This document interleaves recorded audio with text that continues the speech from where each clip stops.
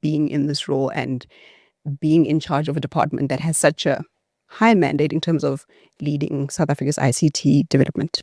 Look, it's been a really challenging journey, exciting at the same time, because, as you correctly say, the department has a huge mandate, from broadcasting, postal services, digital inclusion, as you said, and we've got 11 entities. Right, which means that they all have their own boards. They each have their governance challenges at different scales. Performance differs.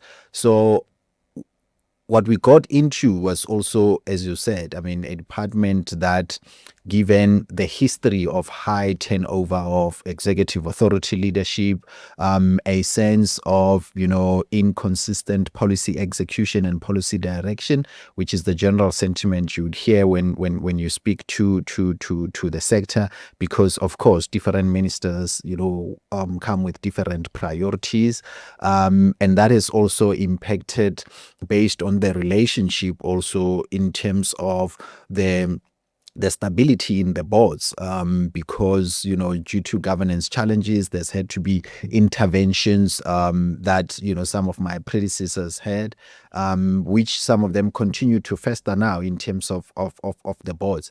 But I think where I am now is a sense of realization that the work of a policy shift, for instance, it's not an overnight mission.